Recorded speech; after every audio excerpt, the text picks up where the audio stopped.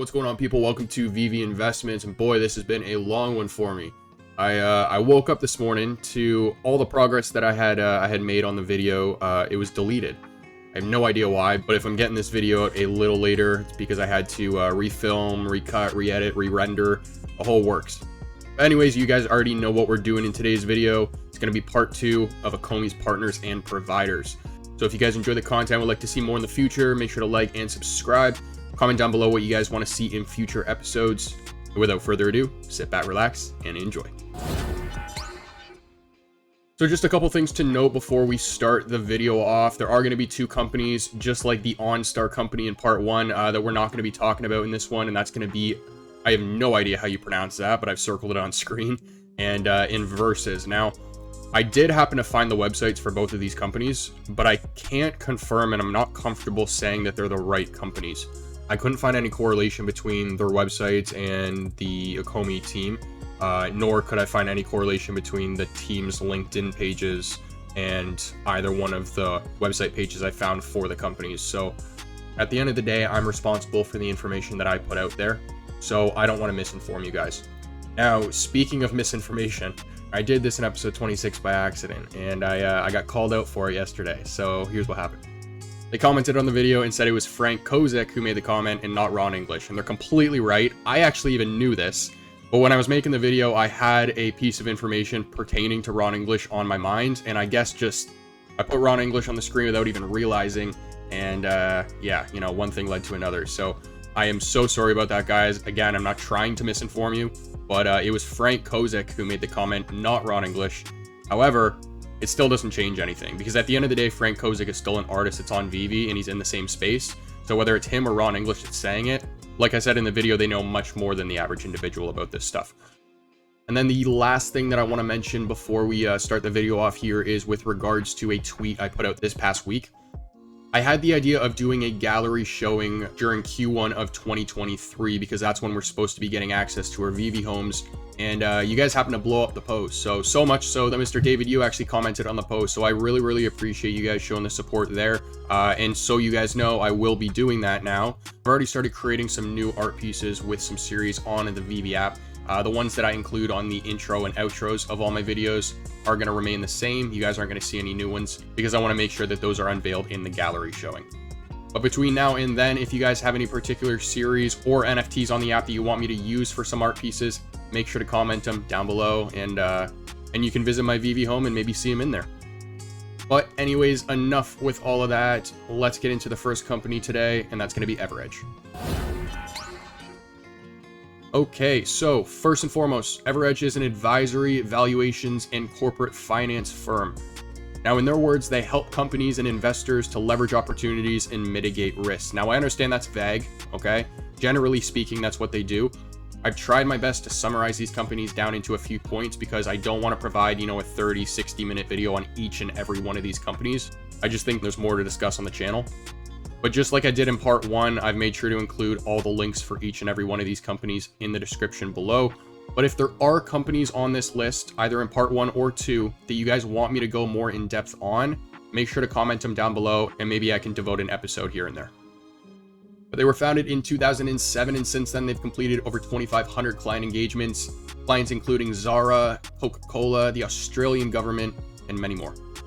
And again, in their words, our clients include Fortune 100 companies, institutional investors, governments, research institutions, and ambitious startups. Haha, veve. All right, so next up, we got a company called CoinPayments. Now, they're going to be based out of Canada, Vancouver to be specific, I believe. And they are a crypto payment provider, processor. So they've taken in over $10 billion in crypto payments since 2013. They've served over 100,000 merchants globally. They're active in over 190 countries. And then they offer features like global payments, point of sale transactions, meaning you can accept crypto via, you know, credit and debit machines, auto coin conversion, so allowing people to save money from volatility by automatically converting their tokens, and then many other features. And then at the bottom, I got examples of e-commerce providers that allow or use CoinPayments as a provider, Shopify being the biggest one there. Oh, and fun little fact for you guys, I took the image on the right directly off their website, and when I went to go save the file name was Charlie. So FYI for y'all, His name's Charlie. Next up, we got a company called Livewire Games. So the next three that we discuss here are actually all going to be connected, all right? So we're going to run through Livewire Games relatively fast because we are going to come back to it later on in this episode. But first and foremost, they were founded back in 2006 by David Yu and another individual named Amol Singh. Now, I did look him up on LinkedIn here, and he went to the University of Auckland, which is the same school that David went to. All of his career experience, however, has to do with Livewire Games and then the next company we discuss, which is Games R Us. So he was at Games R Us for 15 years, and then he was at Livewire Games and currently still is for 16 years, which is, you know, assuming he started his career around 06-07, which is when he finished at the University of Auckland. Timeline kind of matches up, so it looks like his entire experience career-wise has to do with these two companies. Now, currently, they are New Zealand's largest owned and operated online specialist gaming store. They offer a very large range of gaming brands, and they currently operate under the Vagabond brand. Remember that company name. That's going to be another one we come back to later on in the episode. And then on the right-hand side, we got some examples of, you know, some things they offer, Yu-Gi-Oh! And Pokemon being included. Next up, we're talking about Games R Us Limited. This company was actually incorporated at 2 different times in 2 different locations. We're going to have Games R Us New Zealand and then Games R Us Taiwan. So starting on the left-hand side here with Games R Us New Zealand, they are New Zealand's premier gaming supplier. Now, they were incorporated back in 2001, and they owned and operated, again, the Vagabond brand. So the second time you've heard this now. Now, they maintain multiple licenses and intellectual property for some of the world's most popular gaming rights, and they also hold interests in publicly listed gaming companies in Asia, the US, and the UK. Now, heading over to the right-hand side, we got Games R Us Taiwan. Now, they were incorporated 4 years later, back in 2005, for outsourcing licenses affiliated with gaming in Asia. They also have their own franchise store called Dwarf Goldmine, and I had some trouble kind of researching this place because their website is in, you know, their native language, and I can't understand that at all. But I did find an article that happened to translate some of the stuff on the website, so I've made sure to include that in the description below as well. And in the translation, they said that Dwarf Goldmine said, a little bit of a tongue twister there, that they're a great place to find any strategy, board, or card game that you're looking for. So it sounds like your standard toy and collectible store. And then Games R Us Taiwan is also going to have multiple gaming distribution contracts. Next up, we got Vagabond. So you guys have heard this multiple times in the video now. This is a company that is owned by David Yu. So that's why I said that the last 3 would be all connected, is because David is associated with each of these. Now, Vagabond is New Zealand's largest and oldest owned and operated gaming store chain.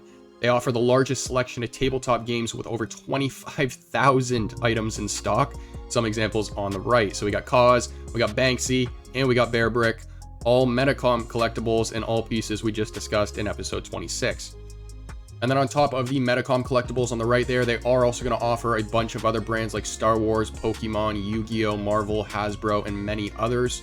But we did just talk about the company Livewire, and I did mention we're going to come back to this company later on in the episode. The reason why is because Livewire's website is actually Vagabond's website. So although Vagabond has a large selection of tabletop games, they do also offer things that pertain to David's Livewire company. So let's head over to the website and check it out. So we're over on the website, and right away, we got some Bear Bricks from Metacom. So Metacom collectibles right there, you can see some of the prices associated with these, which are actually quite high. And over in the categories section, you guys are going to see much more than just board games. We got card games, role-playing games, figurines and toys, designer collectibles. So if we go over here, again, Bear Bricks, blind boxes, vinyl figures, plush toys, statues. Under artists, we got a lot of familiar names that are already on veve. Andy Warhol, Banksy, Cause would be Metacom, Ron English, Tokidoki. Keeping in mind, this is David's store, right? So he has connections to all of this IP. $3,000, jeez. Wow. We got some Banksy pieces here, just to give you guys an idea of, you know, what we could expect in the future. These designer collectibles are cool. Cause is another one that I would not be surprised if we see in the future, because these are tied to the Metacom brand. Oh, here's another artist on veve, actually. She got only one thing. But yeah, if you guys are interested in checking this website out, lots to take a look at here. Again, link's going to be in the description down below. All right, next up, we're going to have one of veve's biggest weapons here, and that's going to be Mr. Alfred Kahn. So, Cranecon is a partner of Ecomi, of course. For those of you guys who don't know, Alfred Kahn is the head of licensing for Ecomi, so he's in charge of, trying to sign all these big partnerships. But Cranecon is an international children's entertainment and licensing company, hence the head of licensing. They focus on discovering children's intellectual properties in foreign and domestic markets, and then turning them into global mega heights. He's established relationships with leading manufacturers and distributors across the world, creating new lines of toys, consumer packaged goods, clothing, and accessories. Now, are you guys ready for this one? He's got a long list, and these are just some of the IP that this man has worked with. So he has previous relations with Nintendo's Mario Brothers, Zelda, Donkey Kong, James Bond, WWF, Monster Jam Monster Trucks, Xbox, Polly Pockets, Pokemon, Teenage Mutant Ninja Turtles, G.I. Joe, Yu-Gi-Oh, Sonic X, and many more. Okay, so this guy has relations out the wazoo, and the fact that he's on Ecomi's team was actually a large reason why I invested in this company to begin with. Now, Al has actually been responsible for multiple businesses. So he was responsible for a company called 4Kids Entertainment. 4Kids Entertainment was an American licensing company and a film and television production company that produced English-dubbed Japanese anime. Now, they specialized in the acquisition, production, and licensing of children's entertainment around just the United States. Now, unfortunately, the company was delisted from the New York Stock Exchange in 2010, and they filed Chapter 11 bankruptcy in 2011. And this largely had to do with a legal battle that the company was facing regarding their Yu-Gi-Oh license.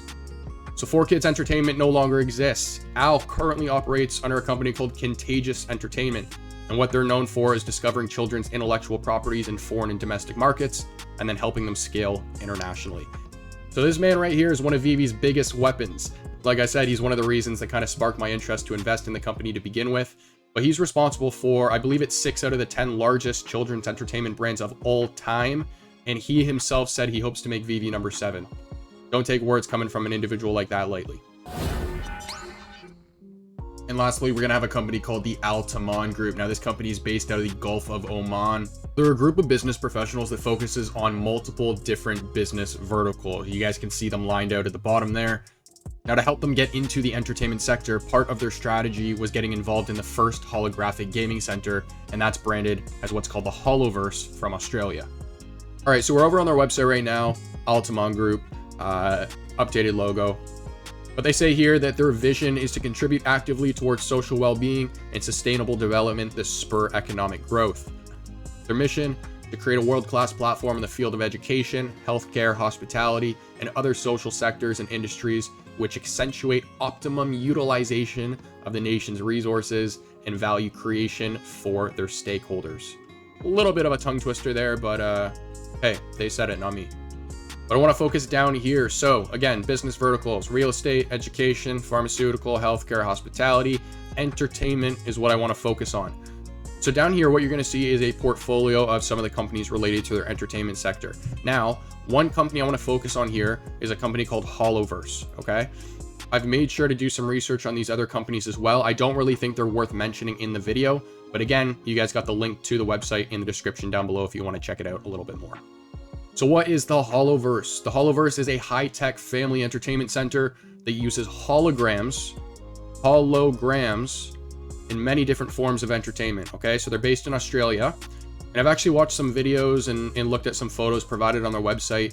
The holograms look real and solid, and they're made of laser light that floats in the air around you, okay? So it's a very immersive, very interactive experience. The reason I find this very interesting is because although they're not directly tied to Ecomi, they are directly tied to Alatam Group, who is connected to Ecomi. I mentioned how the word repeating in Dan's inventory during his veveverse presentation was the word holo. So this is still speculation at the end of the day, but if that word holo is short for hologram or holographic, then this to me only becomes more interesting. Because the question that comes to my mind is veve or Ecomi trying to do something like this within their veveverse? And considering how many times that word holo was repeating in Dan's inventory for so many different things, I think an example like the Holoverse is definitely something to consider. So that's going to conclude all the companies on the list. Now, there were 3 companies that we didn't go through. OnStar, the second one that I'm just going to butcher, and Versus. OnStar, I did find out, is no longer operating. The other 2, again, I did find websites for, but I don't want to present them because I'm not 100% confident that they're the right companies. But since part 1, we've added multiple other flags on the board here. So in part 1, we started off with Taiwan, the US, New Zealand, the UK, and India. And now we've added Singapore, Canada, and Oman. So just like we did in our last one, let's provide a little summary before we round it off here. So CoolBitX, guys, is going to be, I believe, the vendor for Ecomi's smart wallet.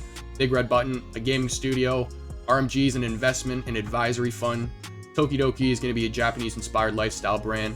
OpenSea, the first NFT marketplace. Ixion Games is going to be another gaming studio. Titan Block is going to be an investment and advisory fund. Huego, I think is how you pronounce it, not Juego. Made myself look like a fool in the first one. Is another gaming studio.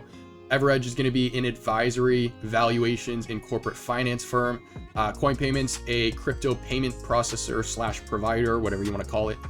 Livewire, gaming company. Games R Us, gaming company. Vagabond, gaming company. Cranecon, licensing. And lastly, we have the Alatam Group, which is going to be, well, I mean, they focus on everything. They just have a bunch of business professionals focusing on a bunch of different business verticals. Now that is going to conclude episode 28. Again, I tried to summarize those companies down into a few points. So if there are any companies on that list that you guys want me to go more in depth on, please comment them down below, and I'll be happy to dedicate an episode to them.